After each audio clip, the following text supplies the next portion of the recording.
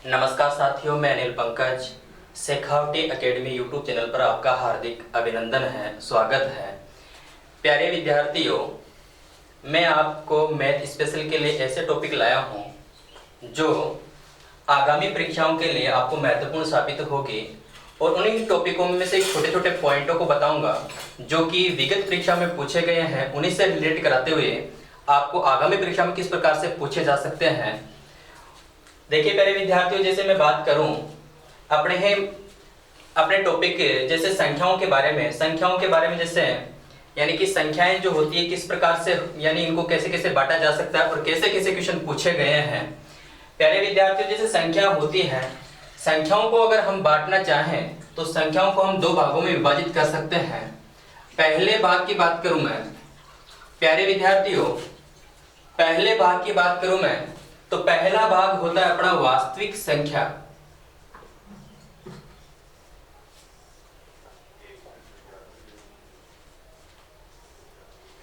विद्यार्थियों, दूसरे भाग की बात करें तो दूसरा भाग जो होता है अपना काल्पनिक संख्या।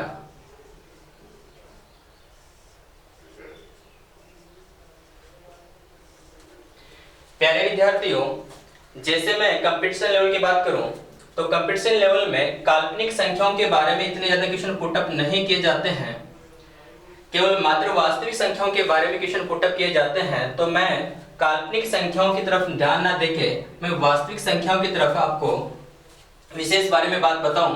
तो जैसे वास्तविक संख्याएं होती है, वास्तविक संख्याओं को हम दो भागों में बांट सकते हैं। प्यारे विद्यार्थियों, वास्तविक संख्याओं को हमने दो भागों में बांटे। तो पहला भाग होता है अपना पूर्णांक और दूसरा भाग होता है विद्यार्थियों दशमलव।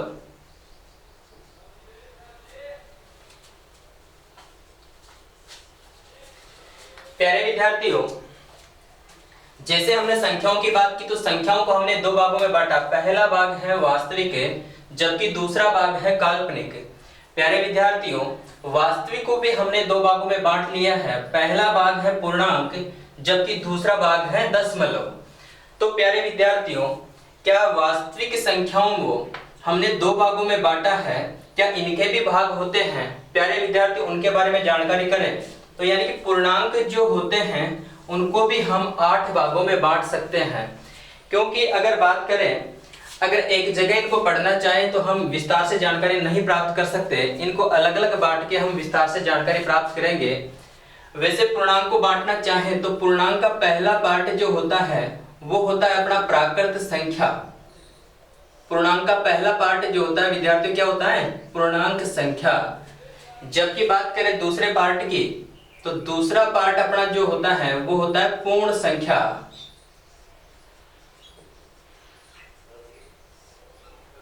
तीसरे पार्ट की बात करूं मैं तो विद्यार्थियों तीसरा पार्ट होता है अपना सम संख्या। प्यारे विद्यार्थियों, यदि मैं चौथे पार्ट की बात करूं तो चौथा पार्ट होता है अपना विषम संख्या।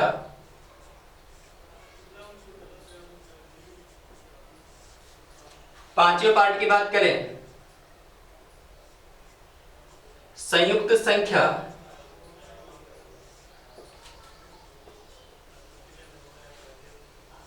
या भाज्य संख्या।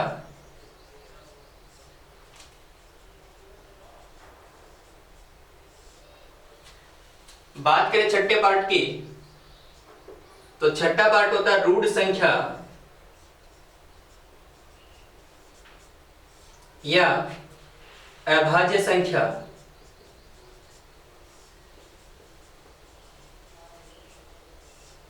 सातवें पार्ट की बात करें सह अभाज्य संख्या।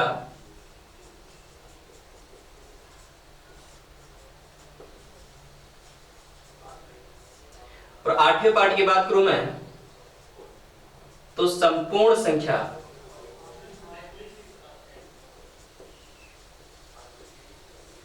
प्यारे विद्यार्थियों, हमने संख्याओं को दो भागों में बांटा है।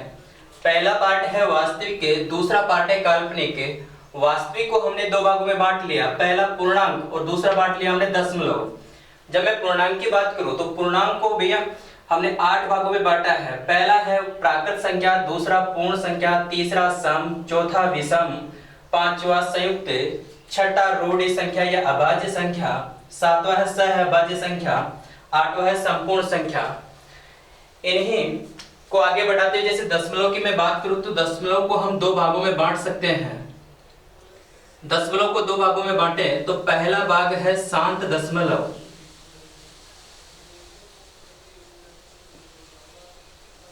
जबकि दूसरा भाग है अशांत दशमलव।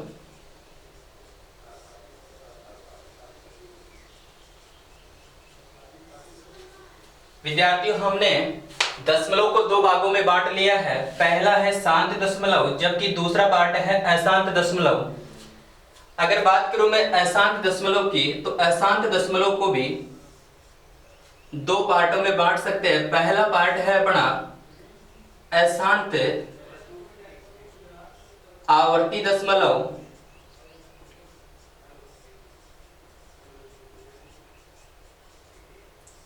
जबकि दूसरा पार्ट है अशांत अनावर्ती दशमलव।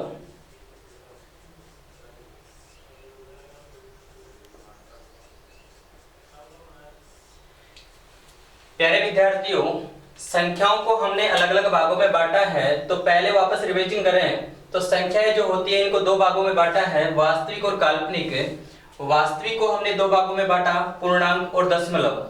बात करें पूर्णांक की, पूर्णांक को हमने 8 पार्टों में तोड़ दिया। तो पहले पार्ट की मैं बात करूं तो पहला पार्ट है अपना प्राकृत संख्या, जबकि दूसरा पार्ट है पूर्ण संख्या, तीसरा पार्ट है सम, चौथा पार्ट है विषम, पांचवा पार्ट है संयुक्त संख्या या भाज्य संख्या, छठा पार्ट है रूढ़ संख्या या अभाज्य संख्या, सातवें पार्ट की बात करूं तो सहअभाज्य संख्या, और आठवें पार्ट की बात करें तो संपूर्ण संख्या।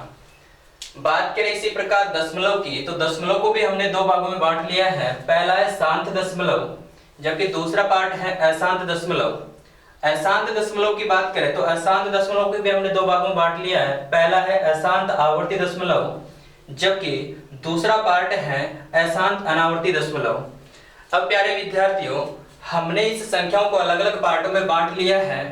अब इन अलग अलग पार्टों का हम विवरण से अध्ययन करेंगे। प्राकृत संख्याएं क्या होती है, पूर्ण संख्याएं क्या होती है, सम संख्याएं क्या होती है, विषम संख्याएं क्या होती है, इनका विगत परीक्षाओं में किस प्रकार से क्वेश्चन पुटअप किए गए हैं और आगामी परीक्षाओं में किस प्रकार से क्वेश्चन पुटअप किए जा सकते हैं। तो प्यारे विद्यार्थियों, इन्हीं संख्याओं में से मैं पहला पार्ट ले रहा हूं, प्राकृत संख्याएं। क्या होती है प्राकृत संख्याएं, किसे कहते हैं प्राकृत संख्याएं। और प्यारे विद्यार्थियों, आपको मैं और बता दूं कि यहाँ पे एक को एक क्यों लिखा है, इसका लिखने के पीछे भी कारण है। वीडियो में लास्ट तक बने रहिए, मैं लास्ट में बताऊंगा कि एक को एक क्यों लिखा है, दो को दो ऐसे ही क्यों लिखा है। तो प्यारे विद्यार्थियों, बात करते हैं हम पहले प्राकृत संख्याओं के। प्राकृत संख्या क्या होती है? तो प्यारे विद्यार्थियों, प्राकृत संख्याएं, प्राकृत संख्या में जैसे मैं बात करूं, प्राकृत संख्याएं वे संख्याएं जो एक से प्रारंभ होती हैं और अनंत तक चलती हैं, वे संख्याएं प्राकृत संख्याएं कहलाती हैं। प्राकृत संख्याओं को अंग्रेजी के कैपिटल लेटर एन के द्वारा दर्शाया जाता है। अर्थात यहाँ पे 1, 2, 3, डैश डैश डैश और इन्फिनिटिव।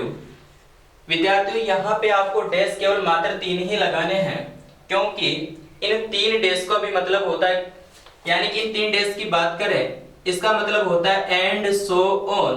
बात करें कि 3 के आगे 4, 4 के आगे 5, 5 के आगे 6 और 3 डैश का मतलब होगा एंड सो ऑन, इसी तरह आगे। तो प्राकृत संख्याएं जो होती है कहां से प्रारंभ होती है? 1 से प्रारंभ होती है और कहां तक चलती है भैया? अंत तक चलती है। बात करें इन प्राकृत संख्याओं के, इन प्राकृत संख्याओं से संबंधित विगत परीक्षाओं में किस प्रकार से क्वेश्चन पूछे गए हैं। तो जैसे एग्जाम लगी थी अपनी आरएस प्री की 5 अगस्त 2018 को, उसमें क्वेश्चन पूछा गया था। क्वेश्चन क्या था? क्वेश्चन यह था, यदि x plus y plus z बराबर 6 है, x plus y plus z बराबर 6 है, जहां x, y, z सभी प्राकृत संख्याएं हैं, सभी प्राकृत संख्याएं हैं।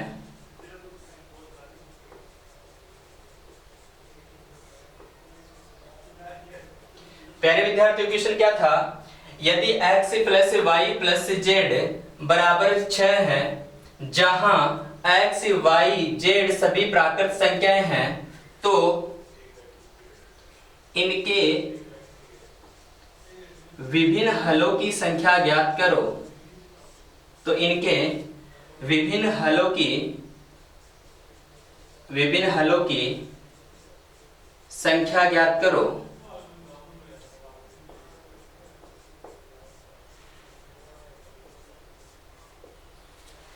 तो प्यारे विद्यार्थियों क्वेश्चन अपना है, यदि x plus y plus z बराबर 6, जहां x y z सभी प्राकृत संख्याएं हैं, यानी कि इन्हीं में से नंबर होने चाहिए, इनके अलावा दूसरे नंबर नहीं होने चाहिए, तो इनके विभिन्न हलों की संख्या ज्ञात करें। और अपना ऑप्शन था, पहला ऑप्शन था 6, दूसरा ऑप्शन था 7, तीसरा ऑप्शन था 8 और अपना अंतिम जो ऑप्शन था वो था 10। अब हमें इनमें से टिक करना था कि x plus y plus z बराबर 6, जहां x y z सभी प्राकृत संख्याएं हैं, तो इनके विभिन्न हलों की संख्या ज्ञात करो। और हमें इनमें से ये का चयन करना है कि इनके हल कितने हो सकते हैं। तो प्यारे विद्यार्थियों देखते हैं कि इनके हल कैसे निकालते हैं। अगर मैं बात करूं कि इनके हल जो होंगे, पहले हल की बात करें, सबसे पहले हमें कंडीशन ये देखनी है कि सभी प्राकृत संख्याएं होनी चाहिए। कोई सी भी संख्या पूर्ण संख्या या पूर्णांक संख्या उनमें से नहीं लेनी है, केवल मात्र हमें पूर्ण संख्या नहीं लेनी, यहाँ भी प्राकृत संख्याओं का यूज करना है। तो मैं बात करूं कि पहले हल की बात करूं तो यानी 1 प्लस 2 प्लस 3 बराबर 6। यहाँ पे 1 भी प्राकृत संख्या है, 2 भी प्राकृत संख्या और 3 भी प्राकृत संख्या और इनका योग भी 6 है। तो हमारा जो हल हो चुका है, हल नंबर 1 हो चुका है। दूसरे हल की मैं बात करूं, 1 प्लस 3 को मैं आगे ले आऊं, 2 को पीछे लिखूं और बराबर 6 लिख दूं, तो ये हल बन रहा है अपना दूसरा। बात करें कि 2 को मैं आगे ले आऊं, 3 को पीछे रखूं और 1 को इसके पीछे ले जाऊं, तो वो भी 6 बन रहा है। हल नंबर हो रहा है 3। चौथे हल की बात करें, 2 प्लस 1 प्लस 3 बराबर भी 6 हो रहा है, तो हल हो रहा है 4। बात करें पांचवें हल की बात करते हैं, अगर 3 को आगे ले लें, 2 को पीछे और इसके पीछे 1 और ले लें, तो ये भी 6 बन रहा है। हल नंबर हो रहा 5। बात करें 3 प्लस 1 प्लस 2, ये भी 6 हो रहा है। अपना हल हो गए 6। बात करते हैं कि ये कोई सा भी हल समान नहीं होना चाहिए। तो देखिए यहाँ पे हम देखते हैं कि कोई सा भी हल समान नहीं है। बात करें यहाँ पे कभी x का मान चेंज हो रहा है, कभी y का मान चेंज हो रहा है, कभी z का मान चेंज हो रहा है, लेकिन चेंज कुछ ना कुछ जरूर हो रहा है। और ये टोटल बन रहे हैं 6। तो हमने देख लिया कि यहाँ पे 6 हल हो चुके हैं। यहाँ पे कोई सी भी कंडीशन में ये नहीं कहा कि समान नहीं होने चाहिए, प्राकृत संख्या समान भी हो सकती है। तो बात करते हैं कि 2 प्लस 2 बराबर, ये भी कितना हो रहा है भैया 6। अर्थात अपने जो हलों की संख्या हो चुकी है वो कितनी हो चुकी है 7। अब हमारे ऑप्शन में कई बच्चे यहाँ तक कर देते हैं कि 6 तक कर देते हैं, ऑप्शन पे टिक लगा देते हैं, जो कि ऑप्शन में मिल भी जाता है। और अक्सर बच्चे यहाँ तक भी करते हैं, 7 लगा देते हैं, लेकिन इनका हल और आगे होगा। हल की मैं बात करूं आगे कि 4 प्लस 1 बराबर, ये भी 6 हो रहा है। बात करूं मैं 1 को आगे ले आऊं, 4 को पीछे, और ये अपना सॉल्यूशन हो चुका है 8 है। 4 को मैंने यहाँ बीच में ले लिया है और 1 को उसके आगे ले लिया और 1 को इसके पीछे ले लिया, तो बराबर ये भी कितना हो रहा है 6। तो हल हो चुके हैं 9। बात करें 1 प्लस 4 बराबर, ये भी हो रहा है 6। अर्थात कितने हल हो चुके हैं 10। यानी कि इसके जो हल होंगे टोटल, उन हलों की संख्या होगी 10। तो ये क्वेश्चन RSP 2018 में पूछा गया था। क्वेश्चन क्या था, x plus y plus z बराबर 6, जहां x y z सभी प्राकृत संख्याएं हैं। तो मेन हमें फोकस करना है कि प्राकृत संख्याओं के बारे में। अब इन हलों में देखें, कोई सी भी ऐसा नंबर नहीं है जो प्राकृत संख्याओं से अलग हटके है, केवल मात्र सभी अंक प्राकृत संख्याएं हैं।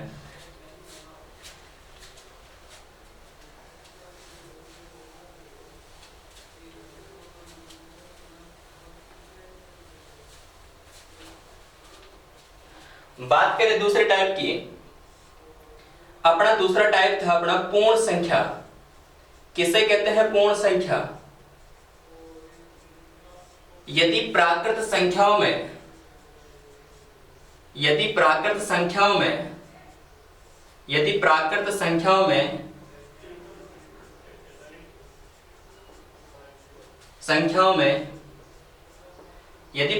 संख्याओं में जीरो को शामिल कर लिया जाए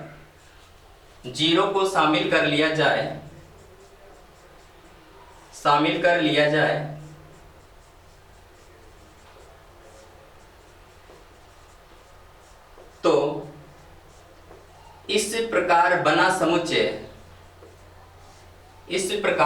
समुच्चय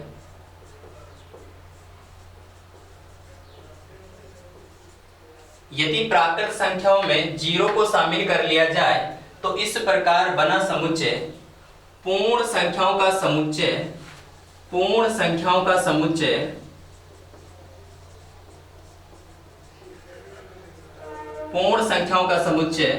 कहलाता है।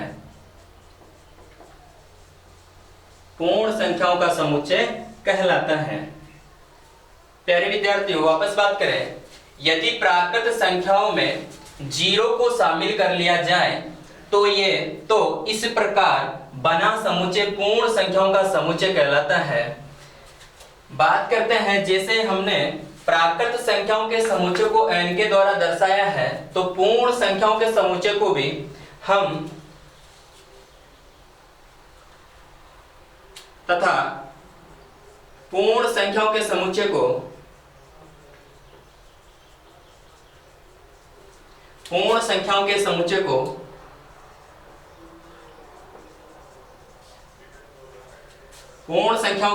को W यानी कि होल नंबर होता है, होल नंबर में पहला वर्ड होता है W के द्वारा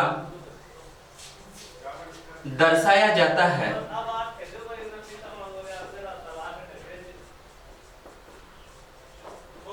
देखिए मेरे विद्यार्थियों, यदि हम प्राकृत संख्याओं के समुच्चय की बात करते हैं तो कहां से प्रारंभ होता है? ये 1 से प्रारंभ होता है। कहां तक चलता है? अनंत तक चलता है। केवल मात्र इसमें जीरो और शामिल कर ले तो ये पूर्ण संख्याओं का समुच्चय बन जाएगा। तो देखिए, पूर्ण संख्याओं के समुच्चय की बात करूं तो 0, 1, 2, 3, 4, 5 डैश डैश डैश कहां तक? इन्फिनिटी तक। अर्थात इसको यदि मैं ये लिख दूं कि W बराबर 0 लिख के यहां प्राकृत संख्या लिख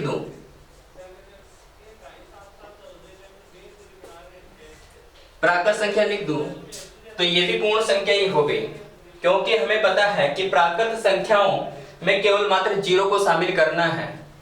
तो हम कह सकते हैं प्यारे विद्यार्थियों, जैसे मैं डायग्राम बनाना चाहूं तो ये तो है अपना प्राकृत संख्याओं का समुच्चय,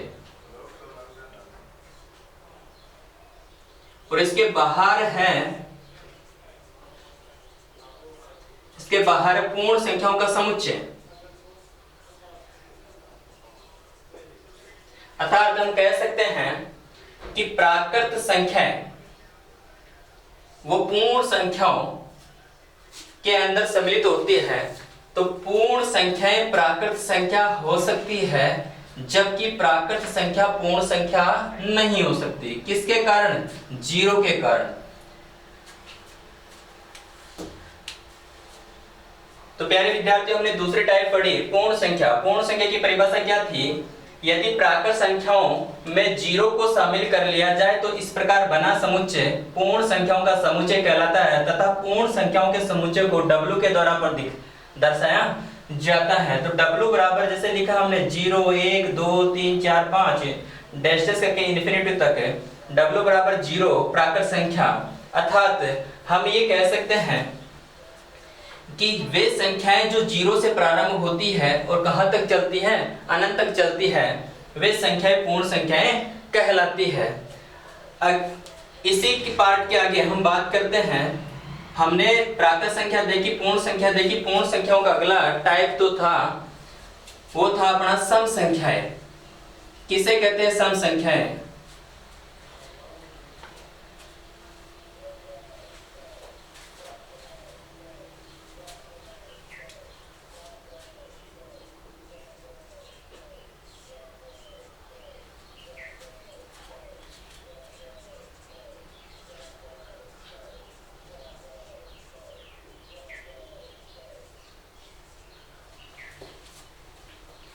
बात करो विद्यार्थियों सम संख्या क्या होती है। वे संख्याएं जिनमें दो का पूरा पूरा भाग जाता हो सम संख्याएं कहलाती है। बात करें दूसरी परिभाषा की, वे संख्याएं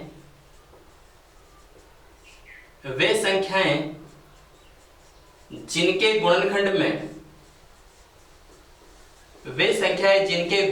में दो शामिल हो, दो या दो का गुणज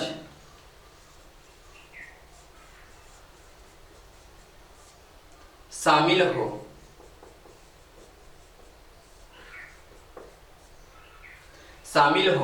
वे संख्याएं जिनके गुणनखंड में दो या दो का गुणज शामिल हो तो संख्या सम संख्या कहलाती है।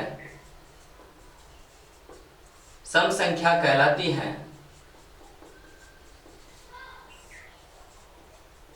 प्यारे विद्यार्थियों यहाँ पे समझें, वे संख्याएं जिनके गुणनखंड में दो या दो का गुणज शामिल हो तो संख्या सम संख्या कहलाती है। यानी कि गुणे में बात करते हैं कि गुणे में हम यानी कि दो होगा तभी सम संख्या कहलाएगी, अन्यथा सम संख्या नहीं कहलाएगी।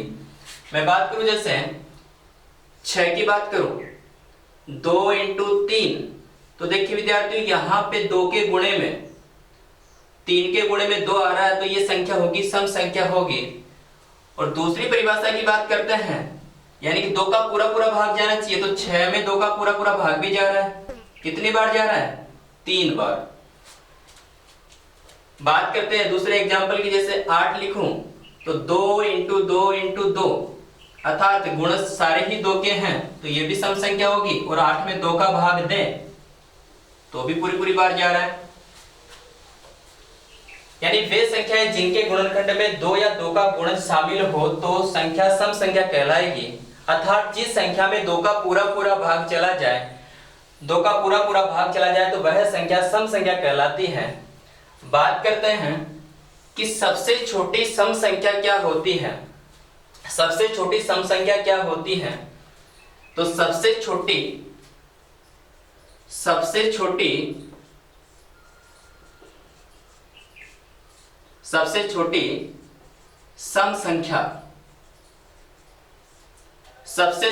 संख्या, अक्सर विद्यार्थी यहीं पे गलती कर बैठते हैं, सोचते हैं कि सबसे छोटी सम संख्या 2 होगी, लेकिन विद्यार्थियों ये गलत है। क्यों गलत है? क्योंकि हमने परिभाषा ये देखी है, वे संख्याएं जिनके गुणनखंड में 2 हो, तो क्या 0 इंटू 2 नहीं लिख सकते हैं? 0 इंटू 2 तो है ही, ये भी क्या होता है? 0, अर्थात यानी 2 के गुणज में 0 भी तो आ रहा है, तो ये संख्या होगी सम संख्या। तो ये बात करें कि सबसे छोटी सम संख्या क्या होगी, तो सबसे छोटी सम संख्या 0 होगी। सबसे छोटी सम संख्या 0 होगी या 0 होगी।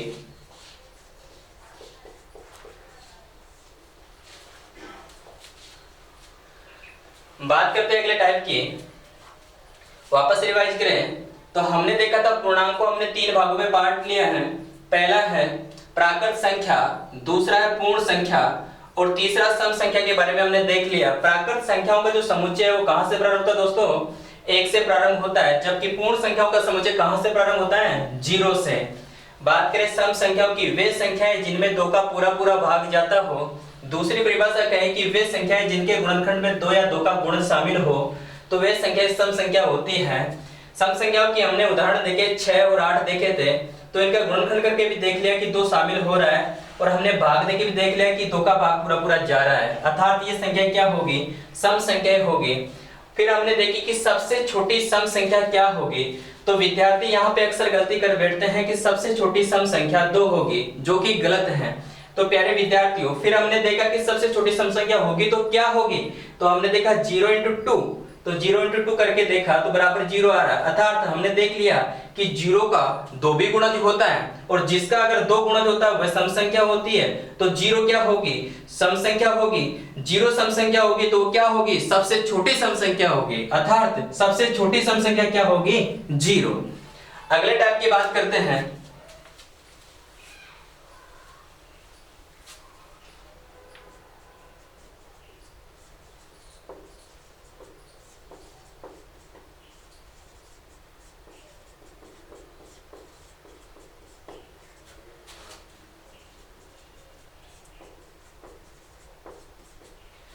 अगले टाइप की बात करते हैं विषम संख्याएं।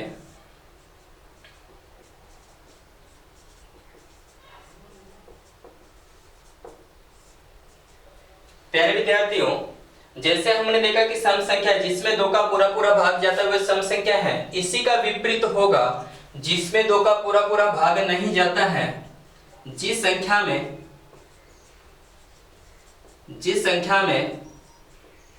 2 का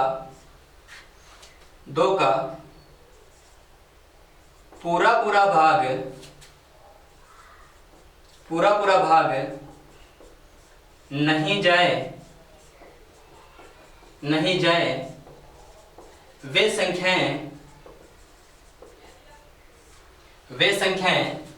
विषम संख्याएं कहलाती हैं। विषम संख्याएं कहलाती हैं।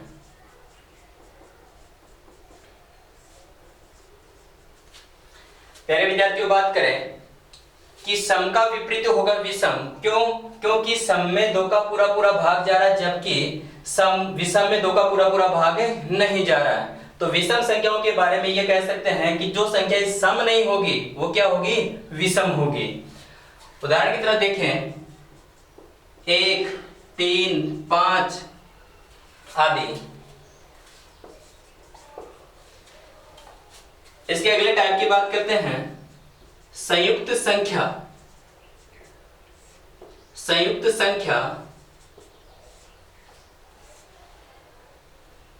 या भाज्य संख्या। संयुक्त संख्या या भाज्य संख्या ये क्या होती है विद्यार्थियों? देखिए विद्यार्थियों, कई बच्चे अक्सर गलती कर बैठते हैं, इस संयुक्त संख्या को ही सम संख्या मान लेते हैं, जो कि गलत है। संयुक्त संख्या और सम संख्या अलग होती है। वो क्या होती है? बात करूं मैं भाज्य संख्याओं की या संयुक्त संख्याओं की, वे संख्याएं जिनके गुणनखंड होते हो, या दूसरी परिभाषा कहूं, वे संख्याएं जिसमें स्वयं संख्या व एक के अलावा अन्य संख्या का भी भाग जाता हो, वे संख्याएं संयुक्त संख्या या भाज्य संख्या कहलाती है। देखिए उदाहरण के तौर पे हम देखना चाहें कि जैसे मैं उदाहरण लूं, जैसे अपना उदाहरण है 10। इस 10 की मैं बात करूं कि 10 के गुणनखंड क्या क्या होंगे, जो गुणनखंड होंगे उसके ये विभाजित भी होगा। बात करूं कि 2 × 5 अर्थात 10 में 2 का भी भाग जाएगा और 5 का भी जाएगा। बात करूं और किसका भाग जाएगा? 1 का भी भाग जाएगा और 10 का भी भाग जाएगा। अर्थात जिस संख्या में स्वयं संख्या, यानी कि स्वयं संख्या की बात करें तो कितना? 10, और किसका? 1, यानी जिस संख्या में स्वयं संख्या व 1 के अलावा अन्य संख्या का भी भाग जाता हो, वह संख्या संयुक्त संख्या या भाज्य संख्या कहलाती है। तो बात करें दोस्तों, यहाँ पे 1 और 10 के अलावा भी, यानी कि 2 का और 5 का भी भाग जा रहा है। तो गुणनखंड की बात करें तो इनके गुणनखंड कितने होंगे? यानी 1 और 10 तो होगा ही होगा, 1 और स्वयं संख्या तो होगी, इनके अलावा भी होगा। तो बात करते हैं गुणनखंड की, तो गुणनखंडों की संख्या क्या होनी चाहिए? तो गुणनखंडों की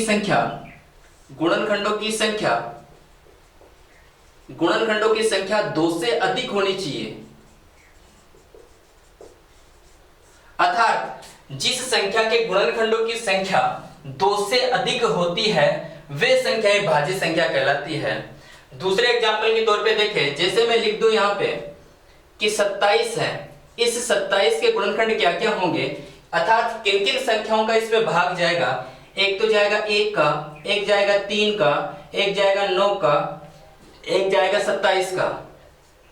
तो विद्यार्थियों, हमें अगर ये पता चल जाता है कि स्वयं संख्या और 1 के अलावा भी अन्य संख्या का भाग जा रहा है तो भाज्य है, अगर नहीं जा रहा है तो अभाज्य है।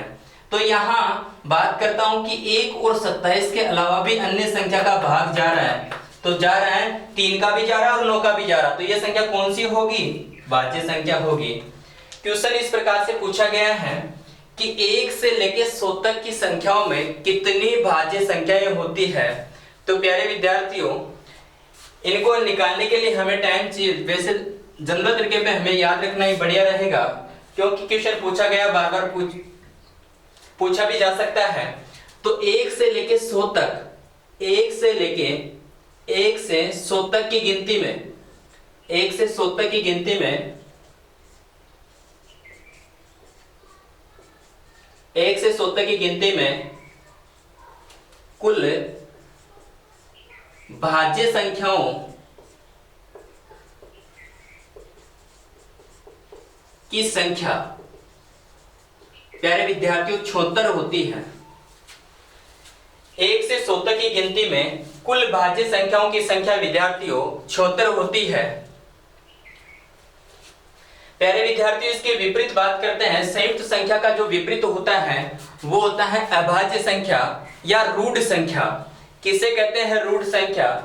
जो संयुक्त संख्या या भाज्य संख्या नहीं होगी वो क्या होगी? रूढ़ संख्या या अभाज्य संख्या। तो लिखना चाहिए कि अभाज्य संख्या क्या होगी? अभाज्य संख्या या रूढ़ संख्या। बात करते कौन सा पार्ट हो गया अपना? प्राकृत संख्या, पूर्ण संख्या, सम, विषम, संयुक्त संख्या। 5 पार्ट कंप्लीट हो चुके हैं। छठे पार्ट की बात कर रहा हूं तो छठा पार्ट है अपना रूढ़ संख्या या अभाज्य संख्या। रूढ़ संख्या या अभाज्य संख्या। तो प्यारे विद्यार्थियों बात करें, जो संख्या संयुक्त संख्या नहीं होगी, भाज्य संख्या नहीं होगी, वो क्या होगी? रूढ़ संख्या या अभाज्य संख्या। लेकिन यहाँ पर एक अपवाद भी है, उस अपवाद की बात भी करेंगे। भाई वो अपवाद क्या है? न तो भाज्य न अभाज्य है। मैं वापस रिवाइज करवाऊं आपको। संयुक्त संख्या के गुणनखंडों की संख्या की बात करता हूं तो गुणनखंडों की संख्या 2 से अधिक होनी चाहिए। 2 से अधिक होगी तभी संयुक्त होगी, अन्यथा संयुक्त संख्या नहीं होगी। बात करते हैं रूढ़ संख्या की। वे संख्याएं जिसके गुणनखंड केवल मात्र 2 ही हो। अब वे 2 कौन कौन से होंगे? 1 और स्वयं संख्या। तो वे संख्याएं जिनके केवल 2 ही गुणनखंड हो, केवल 2 ही गुणनखंड हो,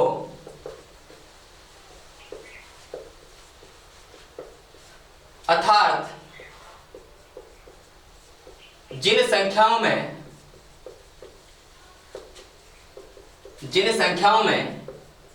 एक व स्वयं का ही भाग जाता हो, एक व स्वयं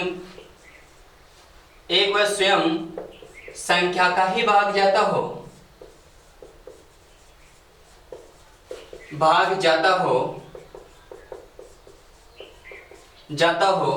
तो वे संख्याएं रूढ़ संख्या या अभाज्य संख्या कहलाती है। रूढ़ संख्या या अभाज्य संख्या कहलाती है।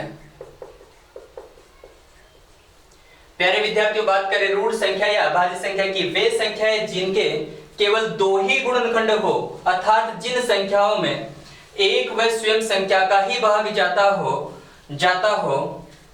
जाता है तो वे संख्या रूढ़ संख्या या अभाज्य संख्या कहलाती है। प्यारे विद्यार्थियों बात करते हैं। टाइम क्या सर?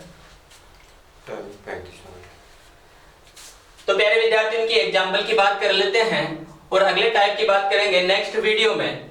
और इस वीडियो को आगे बने रहने के लिए लाइक और सब्सक्राइब जरूर कीजिए और नीचे दी गई बेल आइकन को जरूर दबाइए। थैंक यू, धन्यवाद।